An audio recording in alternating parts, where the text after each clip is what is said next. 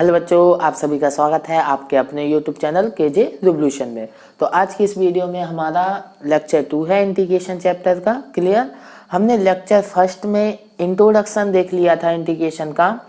Basically integration की हमें ज़रूरत क्यों पड़ी, इंटीग्रेशन क्यों अप्लाई करते हैं, हम कैसे आ रहा है, ये सारा चीज़ हम डिस्कस कर चुके थे। लेक्चर 1 में हमने इंटीग्रेशन को बहुत डिस्कस करने के बाद, बहुत एनालिसिस करने के बाद हम किस पॉइंट पे आए थे, इस पॉइंट पर आए थे। ठीक है ना। इंटीग्रेशन का ए फॉर्मूला हमने फाइंड किया था। क्लियर, यही किया था। ठीक है ना। तो इस फॉर्मूले के अब आगे हम आज देखेंगे invention of arbitrary constant.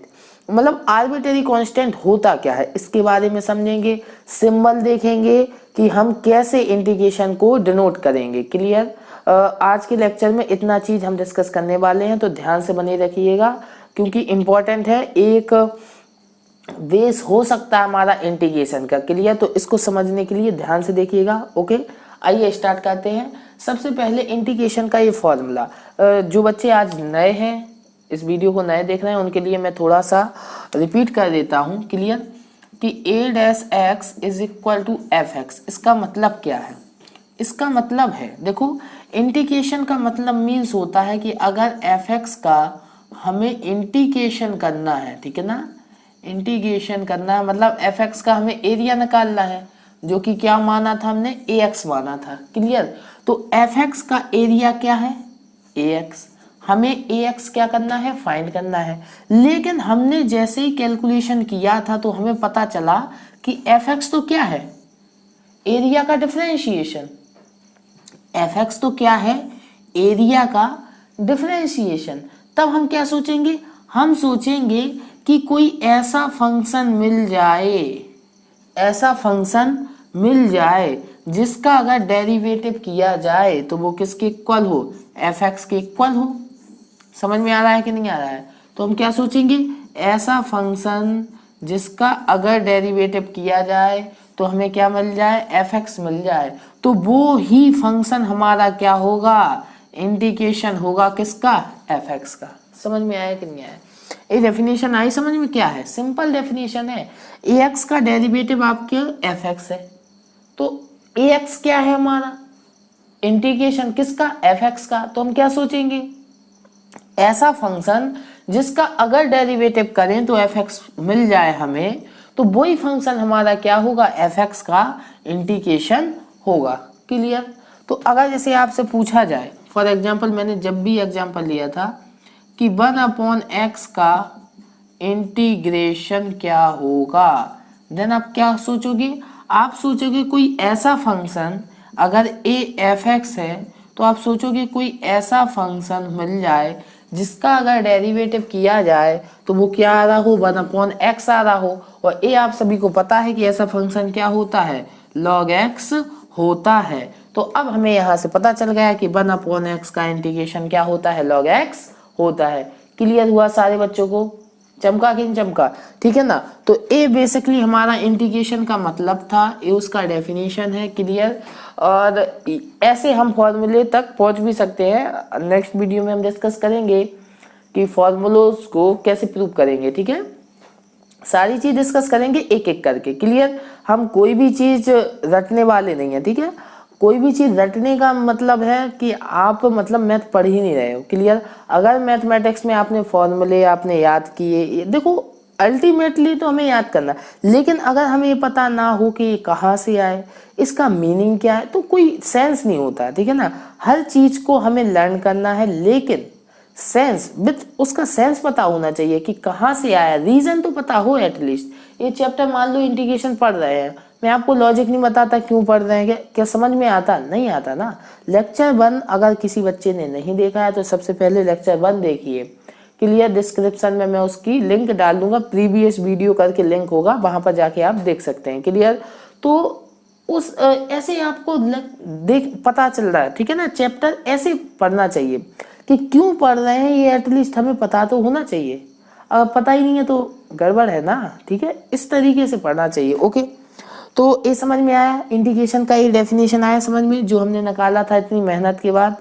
Clear. हाँ, तो अब हम देखेंगे invention of arbitrary constant. Clear, arbitrary constant हमारा होता क्या है इसको देखेंगे, ठीक है। तो आइए स्टार्ट करते हैं। हाँ तो देखिए, इन्वेंशन ऑफ आर्बिट्ररी कांस्टेंट, ठीक है, ये हमारा होता क्या है इसको आज हम डीप डिस्कस करेंगे। ओके, आर्बिट्ररी कांस्टेंट मतलब एक कांस्टेंट होगा, लेकिन अगर कांस्टेंट है तो इसको आर्बिट्ररी क्या लिखना था, सिंपल कांस्टेंट भी लिख देते, क्या मतलब। तो देखो ध्यान से देखिए, अगर मैं आपसे बोल रहा हूं कि f x is equal to है 3x स्क्वायर, ध्यान से समझिएगा इस एग्जाम्पल को। क्लियर, इस एग्जाम्पल को ध्यान से समझिएगा। ओके, तो अगर मैं बोलूं कि एफ एक्स का इंटीग्रेशन या एरिया, ए एक्स मतलब इंटीग्रेशन, क्लियर, अभी आपको डेफिनेशन लिखी थी ना, एफ एक्स का इंटीग्रेशन क्या है, ए एक्स है। क्लियर, तो एफ एक्स अगर ए है तो एफ एक्स का इंटीग्रेशन क्या होगा, तो सिंपल है, कोई क्या बोलेगा, ऐसा फंक्शन निकाल दो कि जिसका अगर डेरिवेटिव करें तो क्या आ जाए, 3x स्क्वायर आ जाए। तो एक बच्चा आया मेरे पास, बोला ठीक है भैया, हमें एक ऐसा फंक्शन मिल गया है ना, ऐसा फंक्शन एक्स क्यू है, ठीक है, कोई दिक्कत नहीं, हमने मान लिया, मैंने मान लिया, ठीक है, बच्चा सही बोल रहा है कि एक्स क्यू का अगर डेरिवेटिव करें तो 3x स्क्वायर होगा। फिर क्या हुआ, दूसरा बच्चा दौड़ते हुए आया, क्या बोला, नहीं नहीं भैया ये गलत बोल रहा है। मैंने बोला क्यों गलत बोल रहा है, सही तो बोल रहा है, उसका डेरिवेटिव करें तो क्या आ रहा है, 3x स्क्वायर। लेकिन वो दूसरा बोला भैया फिर कि मैं नहीं मानता, मैं तो ए फंक्शन दूंगा, एक्स क्यू प्लस 1 दूंगा। अब मैंने सोचा कि यार ये बच्चा भी तो सही बोल रहा है, अरे इसका डेरिवेटिव करो तो एक्स क्यू का तो 3x स्क्वायर होगा, 1 का क्या हो जाएगा, 0। तो मैंने बोला ठीक है, हाँ ये भी हो सकता है। फिर तीसरा बच्चा आया, तीसरा बच्चा बोला नहीं नहीं भैया ये सबके गलत है, मैं बोल रहा हूँ कि ax is equal to x q minus 1 होगा। अब प्रॉब्लम हो गई, मैंने बोला हाँ ये भी सही बोल रहा है। और फिर चौथा बच्चा आया, वो बोल रहा है अगर ए हो गया, इन सब का चल गया तो मैं क्यों पीछे रहूं, तो उसने एक्स क्यू प्लस 4 बोल दिया। ऐसे कई बच्चे आते गए, वो अपने अपने हिसाब से कांस्टेंट लगाते जा रहे हैं। क्लियर, तो मैं फिर टीचर, मैं भी कंफ्यूजन में हो गया। मतलब एग्जाम्पल समझ में आ रहा है कि नहीं आ रहा, क्या बोल रहा हूँ मैं, एग्जाम्पल ध्यान से समझिएगा, लॉजिक यही है आर्बिट्ररी कांस्टेंट का, ठीक है। तो अब यहाँ से क्या पता चला कि एफ एक्स का एक फंक्शन का इतना इंटीग्रेशन ए भी हो सकता, ए भी हो सकता, ए भी हो सकता, ए भी हो सकता, ऐसे कई होंगे, तब तो गड़बड़ हो जाएगी ना। तब पता है क्या करते हैं, कुछ दिक्कत नहीं करते, किसी ने बोला, अब फिर मेरे पास इतने बच्चे आए, सब अलग अलग आए, तो दिमाग खराब हो गया। मैंने बोला बच्चों से कि नहीं सबका गलत है, मैंने बोला सबका गलत है, किसी का सही नहीं है। मैंने बोला कि 3x स्क्वायर का इंटीग्रेशन होगा एक्स क्यू प्लस सी। अब सारे बच्चे बहुत चक्के हो गए, देखने लगे, अरे ये क्या हो गया, ये क्या हो गया। मैंने बोला, एक बच्चा आया, कौन सा बच्चा है, जिसने ये बोला था एक्स क्यू प्लस 0, वो बोला नहीं मैं नहीं मानता, मेरा कहाँ है।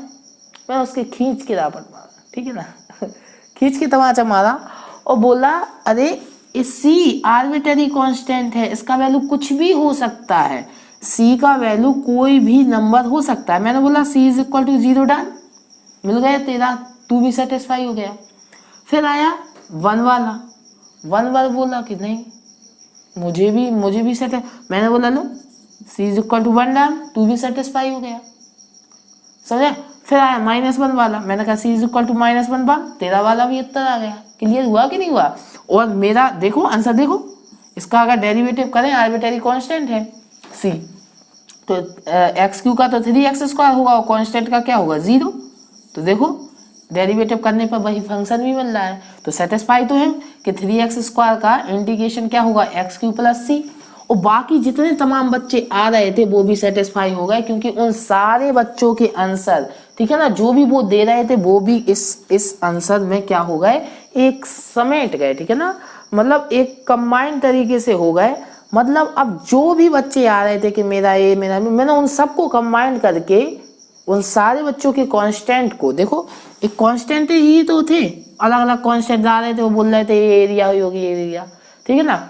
मैंने उन सारे बच्चों के कांस्टेंट को समेटा और एक नए कांस्टेंट में ढाल दिया, जिसको हम बोलते हैं, क्या बोलते हैं, आर्बिट्ररी कांस्टेंट। समझ में आया कि नहीं आया?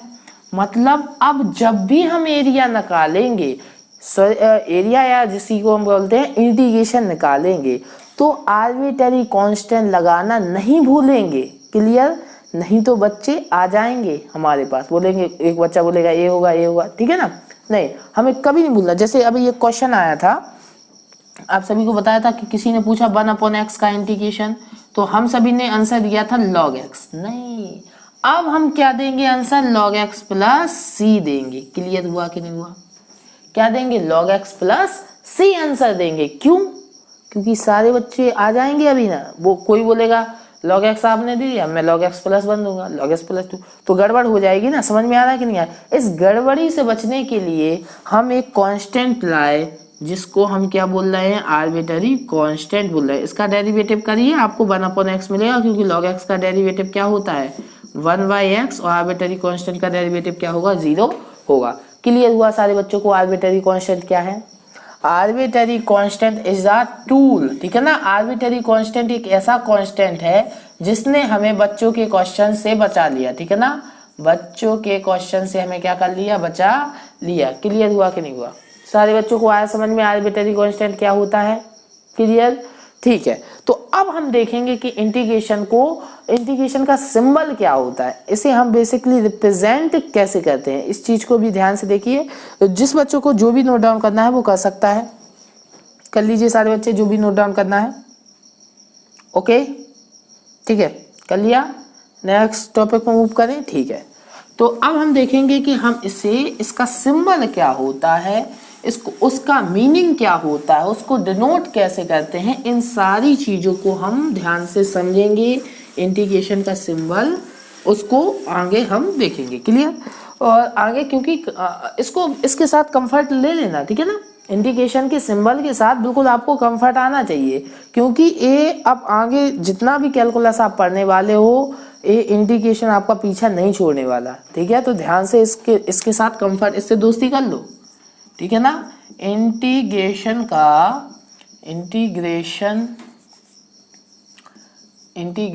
का सिंबल, ठीक है ना, सिंबल पढ़ना हमें। वो क्या होता है, सबसे पहले देखिए, देखो एक सांप, नागिन, ठीक है ना, स्नेक, ठीक है ना, इस तरीके से बनता है, ठीक है ना, इस तरीके से, ठीक है। अब मान लीजिए किसी फंक्शन था हमारे पास, क्या था, मान लीजिए fx है। fx का अगर हमें इंटीग्रेशन निकालना है तो कैसे डिनोट करेंगे, एक नागिन, उसके अंदर fx और मल्टीप्लिकेशन में dx। क्लियर? dx एक स्मॉल डिस्टेंस है, ठीक है ना, स्मॉल डिस्टेंस dx होता है। क्लियर? ओके। अब इसका मतलब क्या होता है, हम सभी ने अभी लेक्चर 1 में देखा था कि limit del x tending to, छोटी छोटी स्टेप बनी थी, उनकी सारे एरिया हम ऐड कर देते कि नहीं करते थे कंटिन्यूअसली। तो क्या होता था, ए हमने एफ एक्स आई किया था इंटू डेल एक्स किया था, आई का वैल्यू 1 से लेके क्या था, n था। यही था कि नहीं था? मतलब हमें पता था कि ये तो एरिया है f x into del x, यहाँ पर भी f x into del x, d x छोटा एरिया है लेकिन एरिया तो है, ठीक है। अब समेशन क्या करता था, इन सारे छोटे छोटे एरिया को, छोटे छोटे जितने भी एरिया आते थे उन सारे एरिया को जोड़ने का काम क्या करता था, हमारा समेशन करता था। तो यहाँ पर भी जो ये सिंबल है, ठीक है ना, इसका मतलब भी क्या होता है, एडिशन ही होता है, ठीक है ना, कलेक्शन, या मैंने लेक्चर 1 में बताया था इसका मतलब कलेक्शन भी होता है। क्लियर? तो अब इस सिंबल से ना, क्योंकि इस सिंपल है, लेकिन अगर इस पर लिमिट लग जाए तब वो किस में कन्वर्ट हो जाता है, इस तरीके के सिंबल में कन्वर्ट हो जाता है। क्लियर? तो इंटीग्रेशन का मतलब होता है एडिशन, छोटे छोटे एरियाज को, जो भी स्टेप बनती है उन छोटे छोटे एरिया को जोड़ने का काम क्या करता है, हमारा इंटीग्रेशन करता है। क्लियर हुआ कि नहीं हुआ? अगर आप कोई पूछे आपसे कि 3x स्क्वायर का इंटीग्रेशन, तब हम वैसे नहीं बोलेंगे, ठीक है ना। अब हम सिंपल इसको इस तरीके से लिखा है, तो इसका मीनिंग ही है, क्या है, 3x स्क्वायर का integration with respect to dx। Clear, किसके रिस्पेक्ट में, x के रिस्पेक्ट में। तब आप इसका आंसर दोगे, क्या आया था, x³ प्लस c।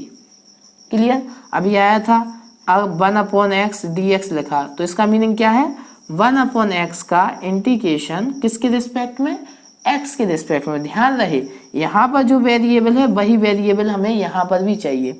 मान लीजिए कोई दे रहा है 1/x और dy, तब उसका आंसर log x नहीं आएगा, तब होगा ही नहीं, क्योंकि यहाँ पर y है, यहाँ पर क्या है, x। ऐसा कभी पॉसिबल हो सकता है नहीं, स्ट्रिप है तो लेंथ भी हमें dx चाहिए और इसका भी हमें x का फंक्शन चाहिए कि नहीं चाहिए, तो ये भी fx होना चाहिए। जिसका x पे ले रहे हैं तो x होगा, कोई वेरिएबल है तो उसी का वेरिएबल होना चाहिए, ठीक है ना। जो स्मॉल एलिमेंट है dy वो भी उसी वेरिएबल का होना चाहिए। क्लियर, तो इसका फिर इंटीग्रेशन क्या होता है, log x प्लस c। हमने समझा है कि नहीं समझा, क्लियर हुआ सारे बच्चों को, ठीक है। तो इस वीडियो में क्या था, हमें समझना था आर्बिट्रेरी कांस्टेंट क्या होता है, ये वही चीजें लिखी हैं यहाँ पर जो मैंने आपके साथ डिस्कस किया था, और इंटीग्रल का सिंबल क्या होता है। क्लियर, सारे बच्चों को आया समझ में कि नहीं आया, क्लियर। अब हम नेक्स्ट वीडियो में देखेंगे जितने भी हमारे इंटीग्रेशन के फॉर्मूले हैं उन सारे फॉर्मूलों को हम प्रूव करेंगे। ओके, तो नेक्स्ट वीडियो में मिलते हैं। लेकिन अगर वीडियो अच्छी लगी हो तो वीडियो को लाइक जरूर कर दीजिएगा, चैनल को सब्सक्राइब तो कर ही लीजिए। मिलते हैं नेक्स्ट वीडियो में, तब तक के लिए अपने आसपास के लोगों से सतर्क रहें, मास्क पहनो, देखते रहें केजे रिवॉल्यूशन। केजे रिवॉल्यूशन की तरफ से आप सभी को गुड बाय।